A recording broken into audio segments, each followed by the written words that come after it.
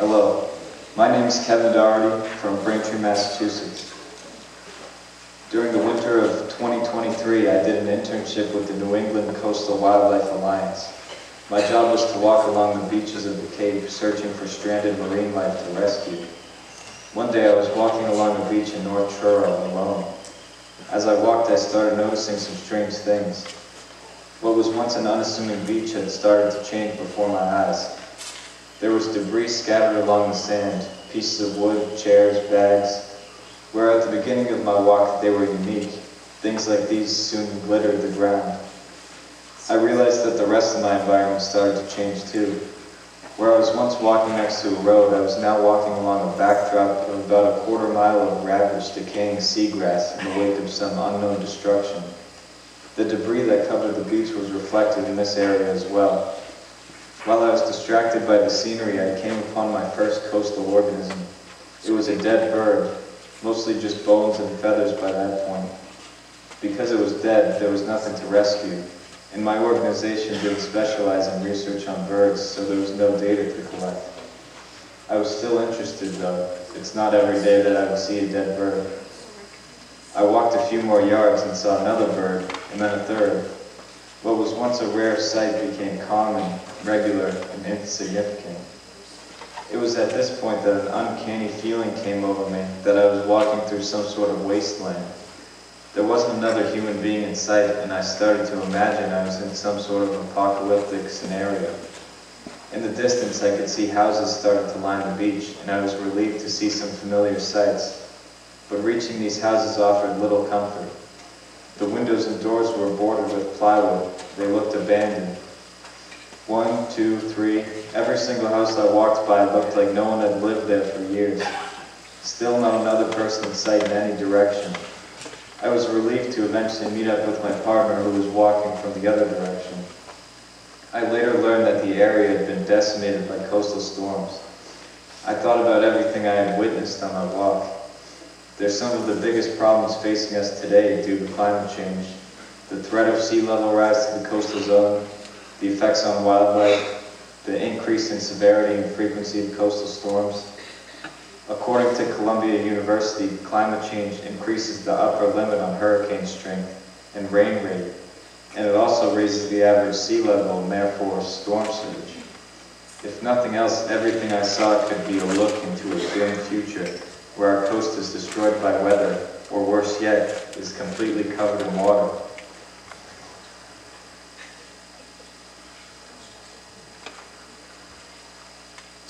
Good evening. Tonight we're going to do something a little bit different. We're not going to be listening to a pre-concert talk. Instead, we're going to be hearing local stories of vulnerability, strength, and resilience. Resilience in the face of rising seas, erosion, flooding, and other changes we're witnessing along our coastlines. The storytelling program represents a collaboration between the Cape Symphony and the Woods Hole Oceanographic Institution, or WHOI, as we like to call it. And it marks the final event of the Cape Cod Coastal Resilience Week, which is organized by WHOI Sea Grant. So I'm going to invite you to sit back, get comfortable, and settle in. My name is Chris Pinekush. I'm a scientist at WHOI, and I'll be emceeing tonight's program. So before we begin, we collectively acknowledge that WHOI is located on the unceded ancestral and contemporary land of the Wampanoag peoples. We acknowledge the Wampanoag Nation as the original stewards and protectors of this land and surrounding waters, as well as the perpetuated detrimental effects that systematic government oppression has had on Indigenous communities as a result of these. We just heard from Kevin Doherty. Kevin is a student at Mass Maritime Academy, and during the next half hour, you're going to hear from two of Kevin's classmates, Katie Gillis and Tegan Murray. These stories were written as part of Professor Heather Burton's Communicating Ocean and Climate Science course. This is the first course of its kind dedicated to climate science and communication at the Academy. But we're also going to hear from 4 in-house storytellers. Water. This is the last word that Kevin used in his story. He talked about the harm that water can do, but despite its potential destructive nature, water is also, of course, necessary for life. It supports, sustains, nourishes us.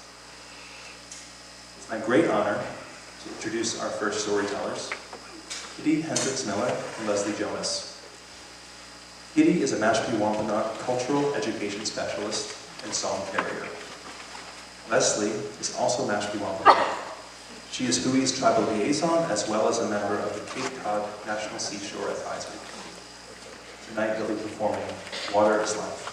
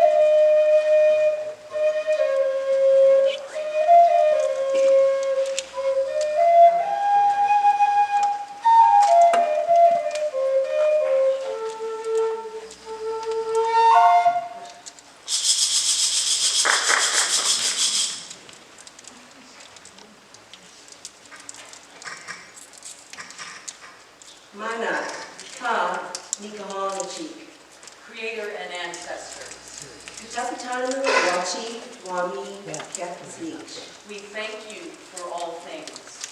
Katapatanu, Wachi, Kisa. We thank you for the sky.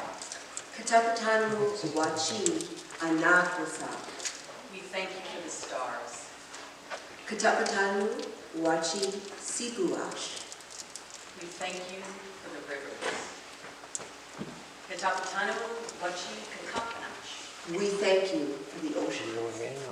Katapatanu Wachi Wami Awasa. And we thank you for all creatures. Katapatanu Wachi Natongwasa. We thank you for all of our relations. Ananamananian Namanat Wiki Wanisha. Help us to see only what is good. Ananamananian Asinat Wiki Sompa. And help us to do only what is right. And if you are all in agreement, please join us in saying Hall.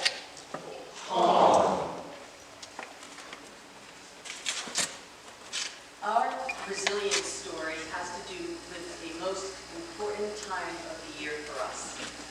It's reflective not only of our resilience, but the resilience of one of our New Year relatives, Sequanamaquac. Sequanamaquac, in our Wampanoag language, means spring fish, or the herring. These sightings announce the vernal equinox, or spring, which is our new year. A new year of new life and a new year of new growth. However, over the past many years, we've begun to see the heron earlier and earlier, indicating the warming of our planet. They, Sequanamaquac, somehow in the face of this threat, continue to make their way from the Katapanash, the sea, each new year to their spawning grounds in some of our ponds here on Cape Cod. This too has become a threat, as our ponds and Siquawash, the rivers, have become sick. Sick with algae and cyanobacteria. In the face of this, Sequanamaquac still come every year, reminding us of their resilience to live and thrive. Nukasai, Wabanitu, my mother, gentle wind. Her gentle way and her gentle spirit nurtured our family and all of those around us. She delighted in telling stories about her family and her Mashpee upbringing. Often, Nukasai shared her love for Mashpee with the general public through her work with the Mashpee Archives and History. Yukasai had a gentle way and expressed it through her art, watercolor landscapes, and her writings. In fact, in her sketchings and poetry, one could find historic landmarks and staples like the Indian Museum and also the old Indian Meeting House. But it was in nature to which she was so drawn. Yukasai found solace by sitting and listening and taking in all of the Creator's gifts. She didn't have or seek material things. She had a gratitude for her life and her memories and the love of her family. In her poem, April, which Leslie will recite, we experience the return of Sequanah-Mock our river relatives. When I see riverbanks dusted with snow, I wonder how the herring know. The time is right for their perilous flight, the struggle upstream, perhaps at night. Tree toads start peeping while we are sleeping, as scouts stand watch. And as they scream, herring fill pond and stream. At dawn, see annual yield, from ocean to sand dune, through bottom field. Though with offspring oft there to prey, occasional wind gusts aid their journey. Tomorrow may warm, the next day be cold, but nature plans well, preparations unfold. There's much to combat along the way, and I wonder how many herring made it today.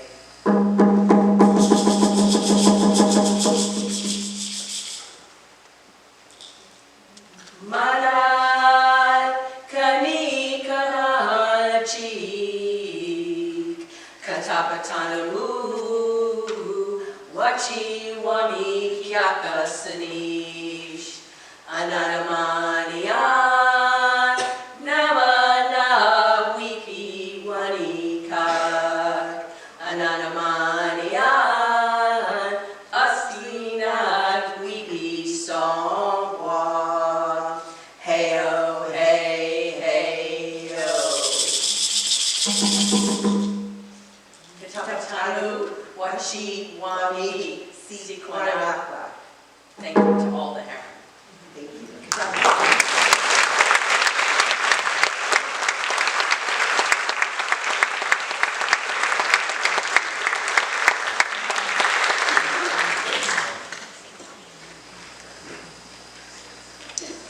My name is Katie Gillis, and I'm from Mattapoisett, Massachusetts. I thought I would have a more profound story to tell about climate change, something that was so significant and brought lots of data points to the table. But as I was thinking about my climate story, it would remind me of the daily life of the previous generations before me, and then compared to mine, and how I grew up. I grew up in the South Coast, Massachusetts, but my father's parents had a summer house in Manamit. Every summer, it seemed like our entire family lived at the house. Aunts, uncles, cousins, grandparents, neighbors, friends. It sat right on Manamit Bluffs, and on a clear day, you could see the skyline of Provincetown. I heard stories of my dad, his siblings, and neighbors sleeping on the beaches at night. I heard stories of my parents when they were younger taking the boat across Cape Cod Bay to grab lunch in P-Town. It was always so nice. They got to moor their boat off the beach of the house and take it as they pleased. I envied the stories I heard, and I couldn't wait until I was old enough to do all these things. In my heart, I knew we'd always keep the house in our name due to the beautiful and peaceful views. But hurricane after hurricane, storm after storm, the walls came crashing down. Quite literally, the sand began to deplete and the seawall began to come undone. Each year, we'd have to replace the stairs leading down to the beach as waves crashed over the seawall during storms. First, it was during big hurricanes, then it was nor'easters, and soon, on a windy day during high tide, waves crashed right up to the wall. Even with the stairs in during the summer months, it became impossible to walk along the beach during high tide. According to the sealevelrise.org, the Boston Nantucket area had increased its sea level by about 7 inches since the 1950s to the 2000s. More and more, I began to break away from some of the dreams I had from the stories I heard. I thought to myself, okay, so I won't be able to sleep on the sand and under the stars with my friends, but maybe I'll be able to walk the shores at night with them. Or I would think, okay, so we won't be able to leave the boat moored out during even the summer months now, but we could still do day trips. And then we began to crumble even more. 4 more inches of sea level rise according to the data. We sold the boat and the house soon after. The cost of keeping up with a house that ultimately drove siblings and cousins apart. Who would do the work? Who paid for it? Who was responsible for picking up the stairs and making new ones? Did we need a seawall yesterday, or can it last another year? I still drive by our family house when I feel lost and disconnected, but it doesn't feel the same.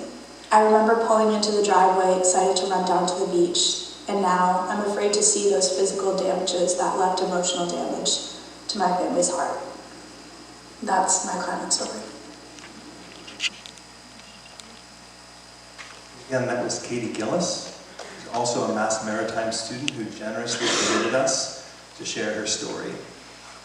Her story centered the family's particular lived experience, but it also raises for us more general, even timeless questions. How do we live here now in a time of such dramatic change? How do we do it well? How do we, as the philosophers asked, live the good life on Cape Cod in the 21st century? I'm now happy to introduce Justin Reynolds and Julia Farner.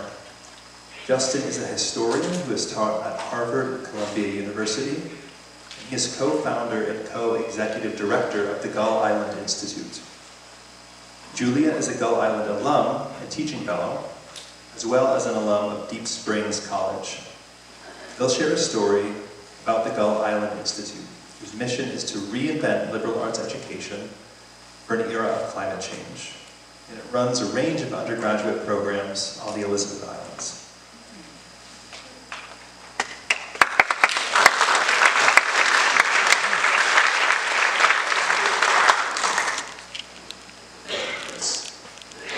Thank you, Chris. Thank you, Katie Hendricks-Miller and Leslie Jonas. Thank you to the WHOEC grant, the Cape Symphony organizers, and to everyone else at the Coastal Resiliency League for inviting us here to present.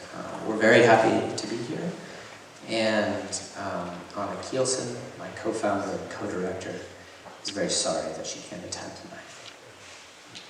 Rising seas lap at our coastlines, houses, and businesses. Warming temperatures wear us down, and ever more intense storms strike. We feel hit in insurance premiums and repair costs, in goods lost, in lives lost. Everywhere, climate change is finding us. But what would it mean for us to find climate change? That, it turns out, is our story. The story of the Gull Island Institute. So just to let you know who we are and what we do, the Institute is a place-based liberal arts institution located on the Penakees and Cuttyhunk Islands, in Buzzards Bay, and on college campuses across the Northeast. We run entirely tuition-free programs for undergraduates based in 3 pillars of rigorous academics, physical labor, and student self-governance. And our faculty come from all over, from the natural and social sciences, from the arts and humanities, from the Mashpee-Maquina Wampanoag tribes, from local businesses, business owners, and aquaculturalists. Our academic seminar is based on the history and ecology of Cape Cod and the islands. And we partner with the Penakees Island School and the Massachusetts Division of Fisheries and Wildlife, where our students help out with land management and maintenance on Penakees Island. And on Cuttyhunk Island, we partner with the Cuttyhunk Shellfish Farm, where our students learn about and do the work of sustainable aquaculture. We're not climate scientists, like many of the folks who you've seen around for this week. who've made this week happen.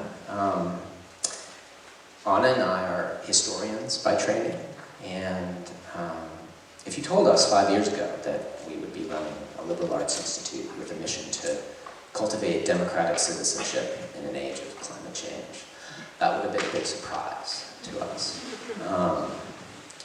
Now, of course, we thought about it, we worried about changing climate for a while.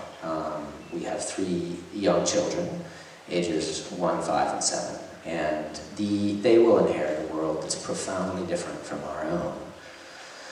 One that will be hottest, most volatile, and least habitable for those who have the least and those who have been most marginalized. But we didn't start to focus on climate until our search for something else, namely a new, more just, and better approach to higher education led us there. So, as Chris mentioned, over the last decade and a half or so, Anna and I have taught at a number of liberal arts institutions, and we love teaching. We love teaching, we love classrooms, we love the work of mutual discovery with students. And if you've been a teacher, you probably know the thrill that comes when students take ownership over their education, and when a class works together to solve a problem, and when they discover that they need their neighbors, maybe people completely unlike them, to both understand and to live well in the world. Liberal arts colleges have traditionally been places for this kind of learning. Students investigate big questions like, what does it mean to live well? What are my obligations to others as a citizen? Asking these together in the classroom helps us discover a sense of purpose and capacity as we embark on adult lives. Today's liberal arts colleges, however, are struggling to fulfill this mission. There are many reasons for this. A generation of students like me face astronomical tuition costs and often leave college with crippling debt. Career prospects for graduates are uncertain, so uncertain in many cases that a number of young people are now opting not to attend college at all.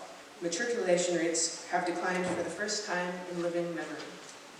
Meanwhile, opportunities to explore the fundamental questions have been drying up, thanks in part to curricula that emphasize disciplinary specialization and professional development. More and more, the experience of college doesn't really allow us to ask, what is my education for? Why am I doing this? So like many of our colleagues and students, like Julia, we wanted a new kind of liberal arts experience, but we didn't know how or where to find it.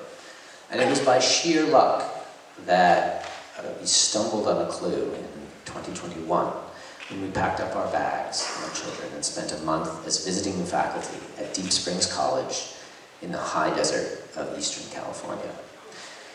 So this small and unique place, students take classes, but they also are responsible for managing a cattle ranch and an alfalfa farm.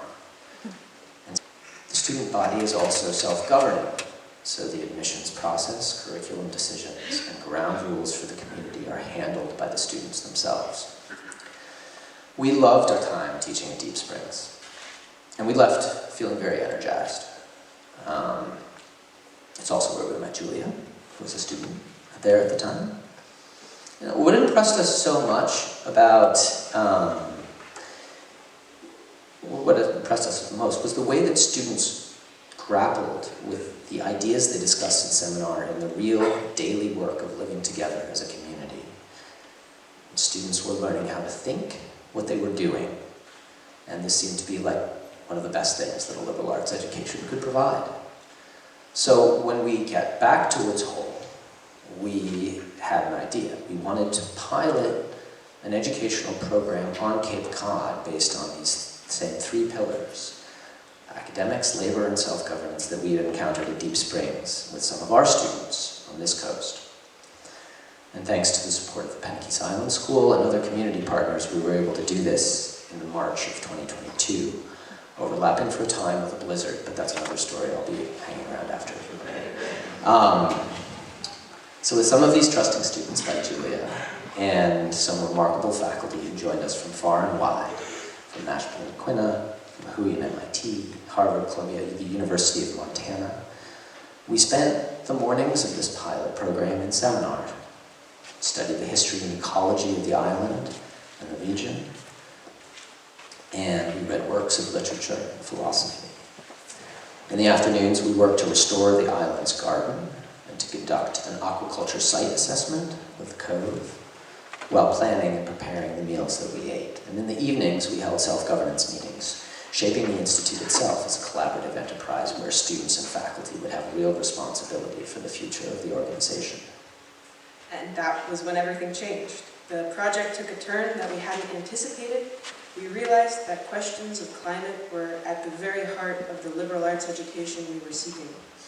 It's common to think of climate change as a problem that science understands and technology solves.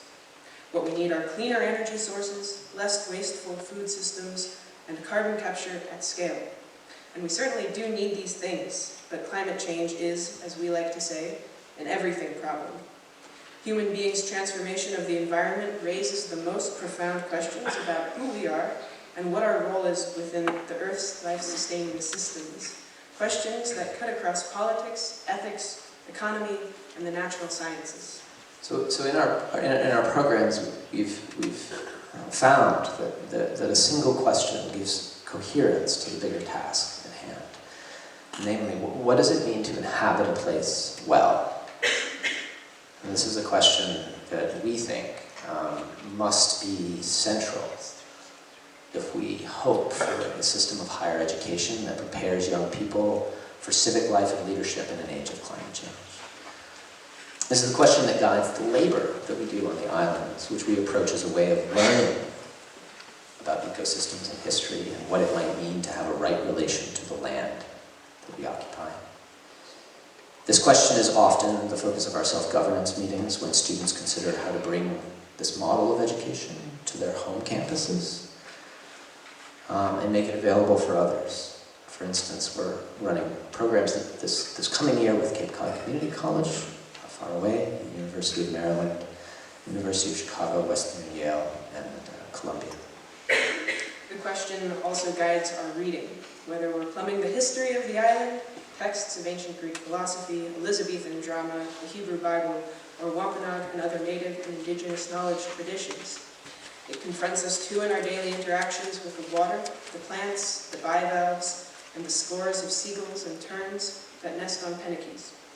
How do we share this place with these creatures while stewarding the island's rich life and history? What is good work? How do we take the lessons we learn here to other places? As you know, just by listening to it, these are not questions that have a clear, straightforward answers.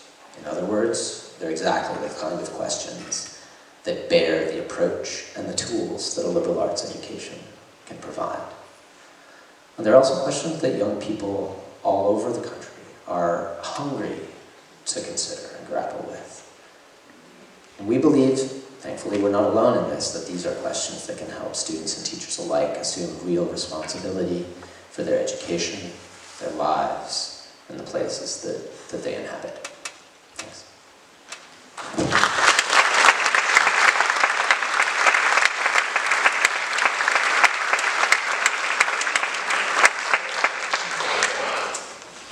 Thank you, Julia and Justin. What is good work? That was one of the questions that Julia just raised. The final story we're going to hear tonight is from Tegan Murray, also a student at Mass Maritime Academy. She's going to tell us about changes that she's witnessed on Plum Island, but also her motivation to undertake a career that moves towards strength and resilience.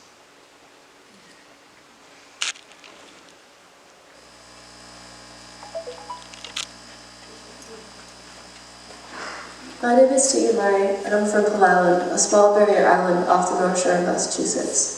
2/3 of the island is uninhabited, home to Park River National Wildlife Refuge. There's one access road and a bridge, 2 restaurants, and a convenience store. Before we received a new water and sewer system in 2006, I remember making regular trips to the fire station with my mother to fill containers with drinking water. At the local breakfast cottage, my Mickey Mouse pancakes were served on paper plates because of limits on running water. From a young age, it was clear to me that my neighborhood hadn't existed forever. The forces of nature had a large impact on the land and would continue to shape my world as time went on.